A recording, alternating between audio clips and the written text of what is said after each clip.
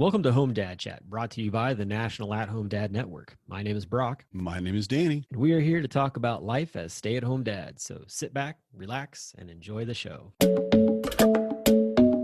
No, I don't want much. I even love handmade crafts made of macaroni. Come on now, you should know me. Times I might eat too much. No worry about my weight. Got the dad bod rocking on me. Sketches on my feet. Cargo shorts look good on me. I'm a dad, that's what I do. Hey, everybody, welcome back to the show. Hope you've had a great week. Hopefully, you got that tie you were looking to add to your collection. Oh man, ties. Those socks, that amazing macaroni art. I'm trying to think of how many of our current membership, definitely paid, but also our standard like Discord members and Facebook members, how many of them would wear a tie with any regularity? Ooh. I'm thinking, except my first thought was like Russell Clark, who is a fantastic pastor and does some amazing work with his church. And I thought maybe he wears a tie, but then I realized that probably not, because he is a much more modern pastor and he's much more, Yeah, I kind kind of of see him. a loving casual thing where I don't have to get like, he needs to wear his uniform kind of thing. Like you need to know this is who I am, what I'm representing, but not in a ostentatious or, very business corporate look. So I I feel don't like know. You guys wear ties ties? Anybody? yeah, Y'all let us know. I feel like ties have gone the way of the dodo when it comes to dads for the most part. Unless you're just like corporate. Like if that's your Maybe. job, like well, even that, I don't know, because I feel like my, kids are trying to figure out how to cool up their parents a little bit, like and I and think you're right. most kids would be like, "That's really sus, Dad. I don't know about that." Right. You ain't gonna have Riz to wear a tie, Dad. Actually, what would be great Father's Day is like, all right, the kids are Skibbity like, "All right, toilet. Dad, we're gonna yeet these ties out of the house." Right into the skibbity toilet. Yeah. I don't Right. know. What's hilarious is my kids started saying skibbity toilet, Ohio, yada yada. I'm like, cool. Where did that come from? And so they started And showing me Google some search. stuff, right? And skibbity is a really, I love it, but it's a very interesting song with a very interesting dance added to it, whatever, that this is the skibbity dance. And uh, it's Little Big Sounds was like the, it sounds like something you do when you're trying to get to the bathroom. You just skibidi yourself right there and there as the fast toilet. as you can. I don't remember where Little Big is from because, Their country. I know that. no, you're thinking from Little Big Town. Oh, my bad. Little Big Town. Yep. Little Big Town. But that's a good reference. That's a good reference. They are from Russia, specifically Oh, from the region of, oh my God,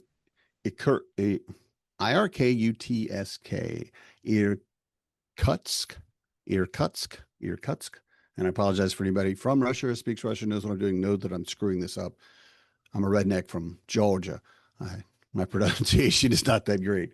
But the skibbity dance is, I mean, if you see it, people doing it, whatever, it's like the Macarena, right? But it's more okay. of a European thing. And it's there and it's huge. And there's some amazing videos of like people at conventions and stuff that are doing the skibbity and it's cool. And it's got a really solid beat, but it is the weirdest video that I think I've ever seen. It's it's weird. I mean, you just have to watch it. Go watch Little Big Skibbity and experience the Russian insanity of them all doing this dance, like animals doing this dance, like the baby in a stroller Okay. doing the dance. And it's just like, what? I say if anybody from Russia is listening to this, they're probably like, we expect nothing less from you Americans to not understand what we're talking about. That was pretty French of you, man, but okay. I see Was what it? you're I don't. trying. Yeah, that was pretty French. Sorry, I didn't get enough into my Boris in Natasha. Stick to English, right? Yeah. Okay, I will. You be moose and squirrel. You Moose be and moose and squirrel. squirrel. Okay, there Squirrel. we go. There we go. Lost all of our millennials. I know we did. It just lost them all. And, They were just and they're like that listeners. was so What is cringe. this We're crap out. these old people are talking about? We're just trying, man. We're just trying. No, there's Oh, probably older millennials who are at least aware of Bullwinkle and Rocky the you Flying Squirrel. you would hope so because there was the like kind of reimagining incarnation of those or recreation of that cartoon not too long ago, actually. I think it was released. I don't remember what streaming service it was on, but they like redid Rocky and Bullwinkle. It had like new animation and whatnot. So, oh, speaking of new animation, here's one for you for way back in the Wayback Machine. Phineas Sherman. and Ferb, new season just dropped. What? Yeah. Yeah. What? So so Disney now holds Why? What? well Okay, sorry. because it became very popular again. I think partially because parents from, kind of our realm of like the 40 to 50-year range with small children trying to like get kids to watch stuff that were things that we grew up with or whatever. Yeah. And they got a hold of, well, also too, I think TikTok really helped a lot because the main guy who brings it all about, he plays the evil professor, Doofel, something, I can think of his name. Doofenshmirtz. Doofenshmirtz, yeah. So he he got on TikTok and just started doing all these things and got the interest of a lot of people on TikTok. And then Disney reached out and they were like, "We want to sign you for a season."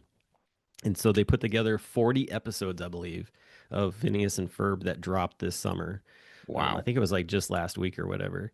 Yeah. But they brought the entire original cast back for it, which is pretty wild. I haven't watched any of the episodes yet, but my kids are That's super excited about it. I love it. Yeah. I love it.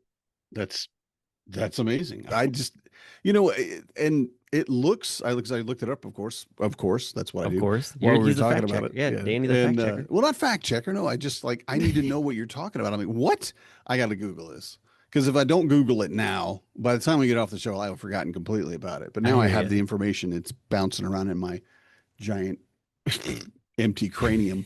That is hilarious, man. Yeah. I And mean, and if I had a nickel for every time I used a Dr. Doofenshmirtz quote, I'd have two nickels, which isn't a lot, but it's still more than you'd think. That is a Doofenshmirtz quote. Yeah, you failed me. I knew you weren't going to get it. I didn't get I it. don't know why we're Sorry. friends. I don't One of know. Doofenshmirtz's things is if I had a nickel every time this really weird thing happened, I'd have two nickels. But still, that's a lot of times to be, to have a squirrel in your shoe or whatever else. Well, our good friend Phil from the Remember? cast, yes, he posted when we did the perimenopause episode a funny little GIF in Discord that involved A certain platypus. Doofenshmirtz. Well, that too. So it's Doofenshmirtz, and it says menopause, and then in the next one it says Perry the menopause.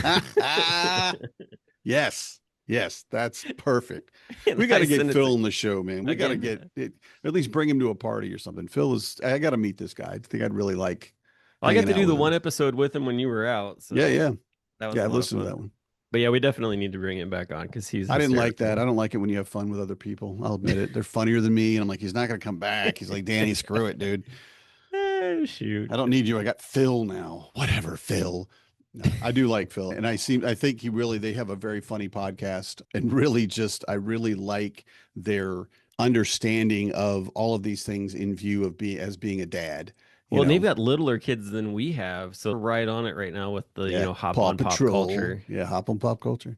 Oh yeah, no Paw Patrol. They don't like that stuff. No, not at all. That's hilarious. It's like I'm this on board with them about that. dystopian, authoritarian nightmare that is Paw Patrol. Yeah, yeah, pretty much, buddy. I feel you. So, Goodness. But anything yeah, else new and exciting going on with you this month? It's June. This will come out just after Father's Day, so I hope your Father's Day has been amazing. But anything else happening to you in June? in June. I don't think there's much happening for me in June. I know that your house is definitely just Knucking futs, man. I rocking the mean, June just train. Jeez Louise. Now Pride's real big in our house, of course. That's So what we I'm got a saying. lot of Pride things. Our local Pride celebration is actually the weekend of Father's Day this year. Okay. So, and then I'm in Scouts for at least a little while longer. And so Friday night, I have to go to our low school. It's Boston School Forest. So it's a big forest that's set aside to teach kids about forest stuff. So they're having the Trappers Association come out on Saturday and spend like most of the day until like 2 o'clock Are they the Trapper Keepers? teaching. They are not, but I guarantee you I'm going to say that joke at least two more times because I did it in the meeting and they were like, "Oh, that's funny." I'm like, "You Midwestern people need more humor." Okay. That was hilarious. That wasn't just funny. And I applaud you, sir, for picking up on immediately. But so like Friday night, I got to go out there and we're going to spend 2 or 3 hours prepping food because we're doing a fundraiser Saturday for them or with them to raise money for the troop, obviously. And we're going to be like cooking hot dogs and brats and beans and pasta salad and chips and a brownie and drinks and all that stuff. So we're just going to go in like Friday night and like cook all the pasta and chop all the onions and do all that kind of stuff. So that's my Friday night, which I was kind of hoping to go hang out with some friends in town because our Pride Festival starts Friday morning. Okay, cool, no problem. I don't need to go out anyway. What would I do? I'm not going to drink. So just stand there and watch people get drunk, which I've done before, but it's boring. And then Saturday is that thing. We have to be there at 7 in the morning, and it's going to be Marcus and I, and we're going to be there until 11. All right, at which time my wife will be dropping my 10-year-old off at our Pride Festival, and she will be and Lizzie will be selling her crocheted animals and items at the festival with a friend of mine. And my friend said, "Well, yeah, just she wants to do it. Let her come sit with me and see how she does, and I'll show her how to do like the money and just make sure she's got everything she needs. And yeah, she just sit here with me." And I think that's awesome. Yeah. And I told, and only a few people will get this joke, but I told her, I said, "Well, it is Pride, and we need to, represent." And she said, "Well, I will get some rainbow bees." Like, that's fantastic. And I said, "And people that know will know, but it won't be you and it wouldn't be me if I didn't actually go look this up regularly." But I said, "You should make some that are yellow, white, purple, and black." And she said, "Yellow, white, purple, and black. What is that?" And I said, "Well, that is the non-binary flag." And she's like, "Okay, cool. All right." And I said, "And more important, you would then be making NBs." Yeah. Come on. That's worth a laugh. That's good, y'all. Come on. That's good. So she's been making NBs and I hope she makes a bunch of them. But this child has lost her mind with crocheting. I mean, Nice. I bet she's has 50 frogs and mushrooms, and she made this octopus that's bigger than her head that has Yeah. smaller octopi inside it. And Eh. she's like, "This is the mama and these are the babies." Boop. And I'm like, "This is weird, is what this is." But okay, cool. They're adorable and she's adorable. She Well, made a kit. Okay. She said, "I'm going to send a kit to my friend in Georgia. It's one of like my personal friend's daughters. And I'm going to send them because they want to get into crocheting." So I made a little, like I say, care package, made a little package for them and sent it. And I'm like, "That's awesome. Okay, cool." And I want to say this as clearly as I can. So I'm going to look it up because she put a note on top of the box, right? She goes, "Dad, we need to send this. This is what's in it. And I want to send it as soon as we can." I'm like, "That's cool." And the box has a handwritten sign on top that says, "Warning, may result in getting hooked." Right? And I'm like, my child, the heart of my heart at this moment. This is the best pun that I've heard all week. now is that inside the box or is that? It's on top. Yeah, it's on Oh outside the gosh. box. She wrote it and put it on outside. I'm assuming we're gonna have to tape it up a lot so it doesn't get ripped in transit. But she wrote a tips and tricks note. Okay. Okay. And this is delightful. And I'm going to try to read this too. So the top of it is all the abbreviations that you use standard in crocheting. Then I don't know them. And I'll be like, SC means a single stitch, single crochet stitch, SC. And I'm like, "That's delightful." She's put, "I gave you enough things for 2 octos with extra stuffing, but don't overstuff them. All right. If you need any help, ask me. And then last, it's hard. Make sure not to give up." And Mm. I'm like, "My Well child, done. what are you Well doing?" done. Right? Just Well doing done. good capital G out in the world already. And I'm like, I got to take pictures of this kid. I need to put this in your like archive. So when you're That's 35 and excellent. going to be president or something, you'll have this like, "Well, actually, when I was a kid, I gave my friend tips and tricks. I think I could do that for the American public, or whatever." Crocheting Um, is big in our house more from yeah. like Corey. She's Yeah. always been a crocheter. Actually, it's really funny. She started working on a blanket when we started dating over 20 years ago that isn't finished yet because Yeah. it's like this king size blanket that's supposed to like cover the Oh, whole bed. Corey. And All right. Does Corey listen to the show? Think no, any not regular? You not tell her I usually. said this. You tell her I said you pull this out and link it to her. Okay, Corey. I had a girl, all right, that just like went out with her once and her sisters and yada, but a thing. And she crocheted me a chenille 9 by 9 California king size blanket. Good Lord. And it was amazing and heavy and very soft. And it couldn't have been more than 2 weeks or 3 weeks because we'd gone out and then I hadn't seen her for almost a month and she showed up with this blanket. Now it's possible she was making it for someone else and, you know, that she decided to switch it over to me because, just, I don't know. Yeah, I don't know. But yeah, come I on, know that she just Corey. hasn't picked it up that Corey, much.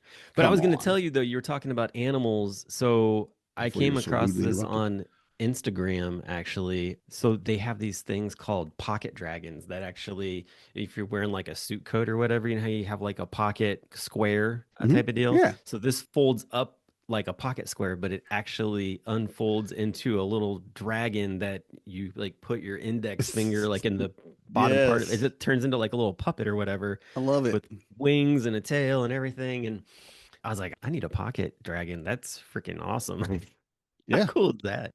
Yeah, Uh, definitely. but I know, like, so yeah, so that was kind of neat to make. Actually, my sister-in-law made the kids crocheted robes with hoods and everything, and Wow. they love wearing those. Wow. Yeah. Yeah, those are super nice, either if they're just cold in the house or it's cold outside or whatever. But I yeah, have an amazing hunter green sweater with a slight, like a mock turtleneck almost, that Marnie knit for me. And the neck hole is a little small, and the arms go past my fingertips, right? And I got fairly long arms, okay? And so in every other time I words, did she wear it, tap in? She I'm tapped having to into her Mrs. hold Weasley. on. Then is that what it is? Yes, Like, yes. And I'm like, and I love it. I mean, and it's handmade. I'm like, and I know people do that. It shouldn't be like that surprising, but just the fact that she did that for me, I just, yeah, it really, she knits constantly. She'll sit down probably 3, 4 times a week. And then Saturday, when we go to our Pride Festival, she will be dropping my kid off and going over to Knit in Public, which is a thing that's happening nationwide, I think, Saturday. And so she's going to sit with her other knitting friends and knit. And what have you seen where like they'll come out and there's like graffiti yarn? Have you ever heard of that? then, no. No. So instead of, graffiti itself, like where, you're tagging a building or whatnot, people actually they'll make things that the last bit of it is like basically stitching it together to like adhere to like a tree or a pole or whatever it is. And it's really quite neat to see this stuff just pop up. Like there'll be like a group of people that just, it's like a flash mob type of thing. And they just show up somewhere and maybe they do like all of the light posts in on like a certain street Oh, or look at something like that. that. It's really Wow, they did a cool. whole tree. I mean, like the whole Yeah, tree. yeah. Did a tree. I'm like, oh, they probably put some yarn around it like 4 feet up. No, Oh this tree no. goes like 30 feet in the high, and that's Yeah. amazing. No, they're serious about this the way they do that. And so I've seen that. I've seen where actually I saw there's a Jeep that drives around town here and they crocheted a wheel cover.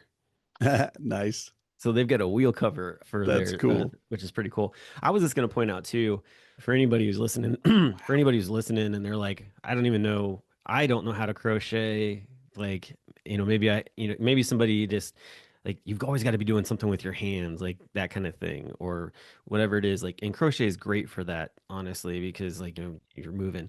There are these really cool crochet kits. We're not sponsored by this company, but that would be pretty cool too. But it's called Woobles. Hmm. Woobles Hmm. Woobles kits. They have all kinds of kits. They're really neat, like just these little stuffed animals that you can make, and it's just there's great instructions. It comes with all the tools you need, the yarn that you're gonna need, the stuffing, like it's all there. Yeah. Yeah. We bought some for the kids this past Christmas, and I haven't had a chance to really sit down and do anything with it. Like I said, Corey's the crocheter, Yeah. but it does take patience. And I love the fact that, your daughter was like, don't give up. Yeah. because it is going to be frustrating. I watched my oldest like basically want to like chuck his design across the room because he was so annoyed with it. But at the same time, I think that, I what I think is going to be good is like he's going with Corey for a week to do like testing and stuff. And I think that the two of them together, like he can work on it while he's there at the hospital. So I think that's going to be kind of a nice doorway in for him because he's Nice. not going to sit there and play on the computer or play on the Switch or video games or whatever the entire time. He needs to do other things. Well, I will say that Lizzie's first was a wooble, and she too wanted to throw it away. She got so frustrated and so angry, and she just, I don't want this thing. And I'm like, okay, kid, tell me what's going on. And I said, okay, well, let me do this. I'm going to hold this. Okay. I don't want to throw it away. But she wanted to because she was so frustrated that she got angry at it, and wanted to Yeah. chuck it in the trash, Dad. And I thought that was delightful. And she did come back to it and she did it. And I'm like, do you remember when you started and how frustrated you were and how angry you were? And now you can do a wooble without looking, basically. And she was just like, yeah, you were right. I can do hard things. I'm like, yes, get it. Yep. Just There it keep that is. attitude. So bringing it back to knitting real quick and circling back as we always do to the beginning of the show, we talked about Heartbreak Ridge, one of the most Oh, we famous. weren't even talking about that on the recording. We were talking Oh about that no, before we hit record. oops. Well, sorry everyone else. We talked about Heartbreak Ridge earlier and how the gunnery sergeant, Gunny Highway was on there, whatever. And one of the most famous gunnery sergeants and was in several shows, had his own show for a while, was Arlie Ermy.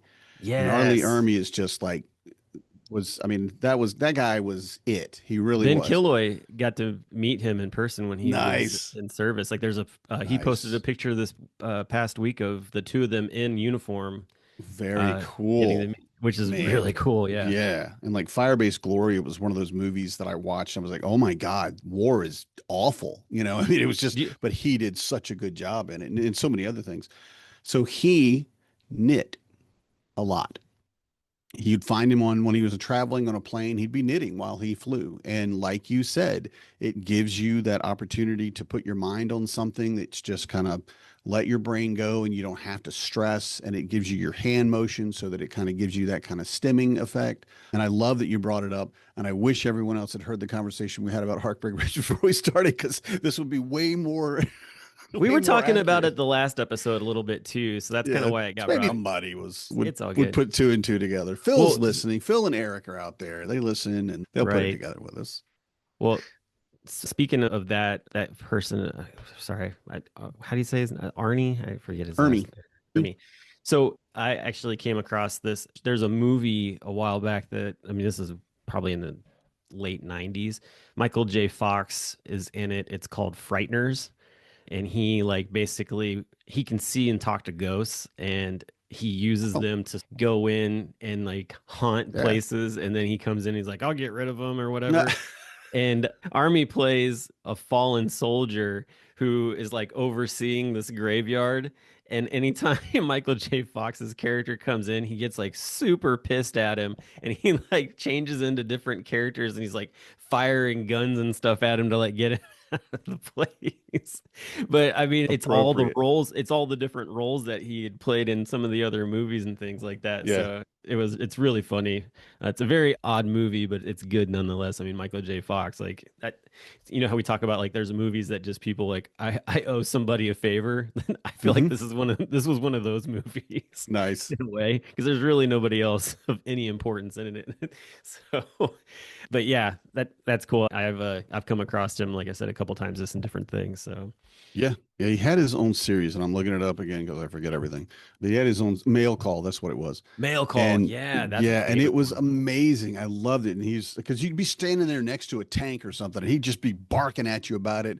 And Hmm. and he did it in such a much more kind way. Of course, he's on TV. He's not going to drill instructor you, to the Right. audience, whatever. But you could just tell he definitely has kicked some ass. And he's like talking about, and this is the, whatever, and this is the LMG we use for, and I'm just like, yes, please fire that. Will you please fire that? Please, yes, fire that some more. Right. I do love the sound and the feeling of firing large caliber weapons. I've done it very little, but I like to at Even least just being watch them in around them. movies. Yeah, and just see him get in a tank. He always had a Jeep, because he'd show up in one of the original Jeeps, Yep. and I love those. I wouldn't personally own one because I think there are people that would be much better at it and could maintain it better. I would just want, something to run around in the mud, and I don't think that'd be appropriate for like an actual World War II Jeep or something. But I loved it. He'd roll up in and like mail call, and I'm like, yeah, let's go. Speaking Got of him. speaking of Jeeps, that there's some people that have been able to come across fully cargoed Jeeps that hadn't even been put together from World War II. Like they Nice. Still in the and box. All yeah, right. and put them together. I forget, there was a show I saw where they came across one in like a storage unit or something like that, which is Yeah. pretty wild. Well, So, that's awesome. but we were That's talking awesome. about too, like just those things that you do with your hands, like crocheting and stuff that are just good ways to just sort of kind of disconnect from technology, I guess is another way to put it too. Hmm. I had seen where it was like a featurette piece or whatever, but they were talking to Tom Hanks and how like he collects typewriters, and they were doing Interesting. this whole featurette on typewriters and how like there are still people that use them to this day. And in Philadelphia, there is actually a class that is held by an author, and the entire thing is done, like all the papers and things that they write are all done with typewriters.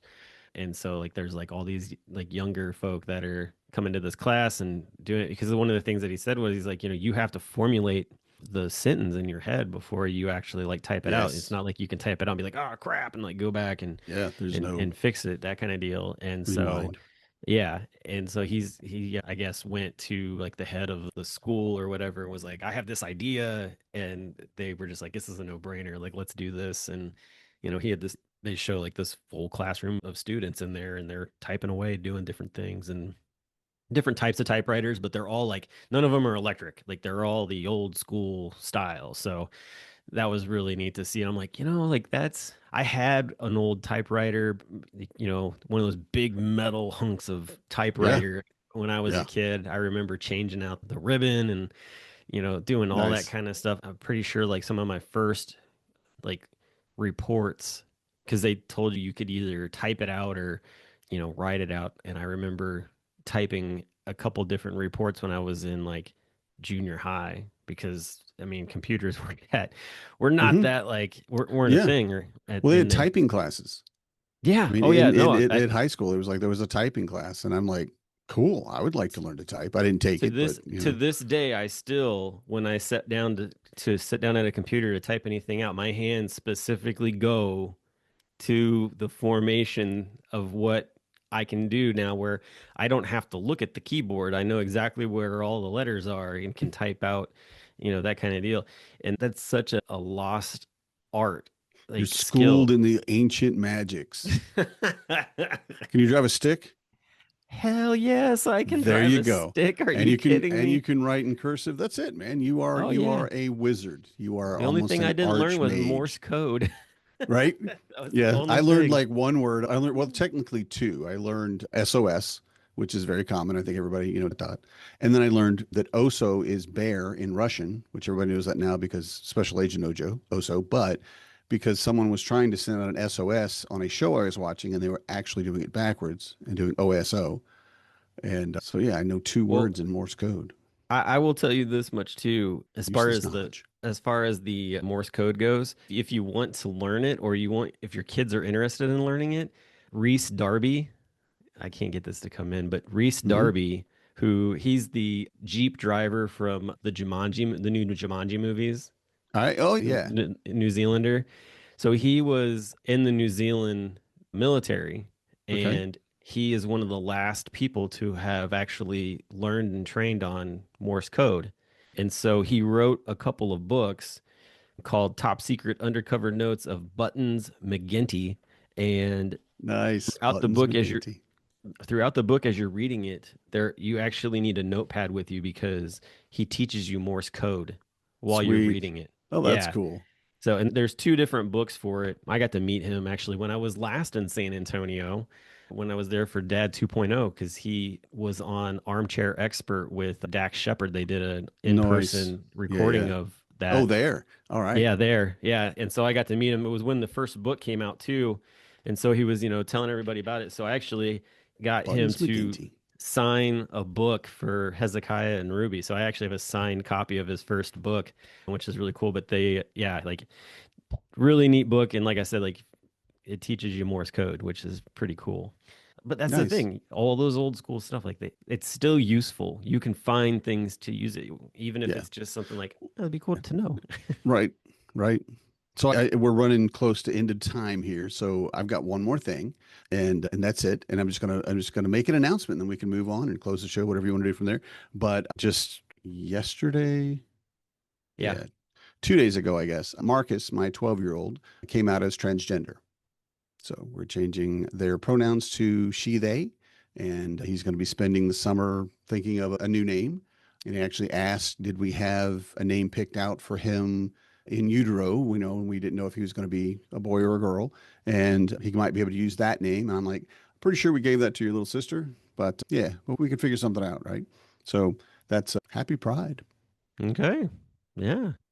Yeah, it's a great. Sounds like definitely lots of excitement going on in the Mercer family this summer. So well, And congratulations on that.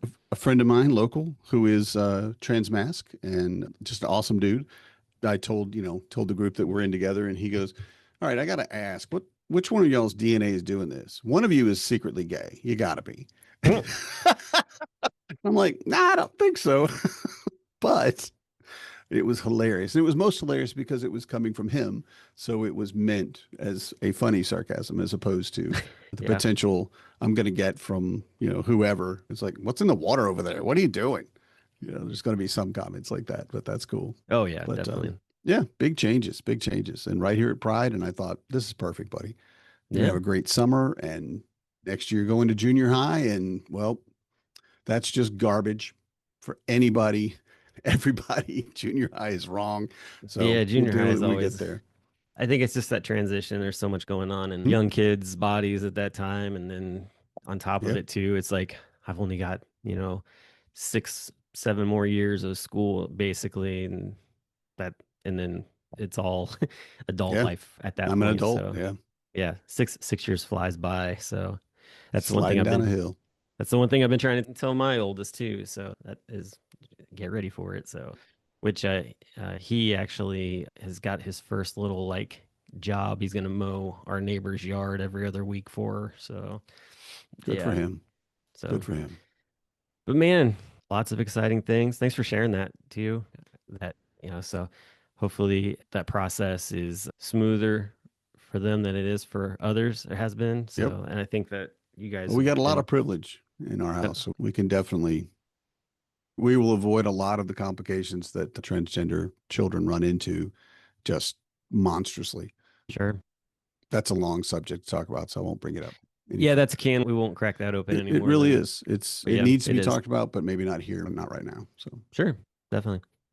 But hey, happy Pride to those who are celebrating that and hopefully also to just enjoying sharing information and having open conversations with folks. I know that's one of the things with it is being open to having conversations about pride, and so hopefully that is something that continues and seeing everybody for who they are on a daily basis. So well, hey, I think that's the end of the show. So we're we there. will talk to you all next week. Hope you have a great week as it is, and yeah, peace out. Happy Pride and good night, everybody. I'm a dad, that's what I do.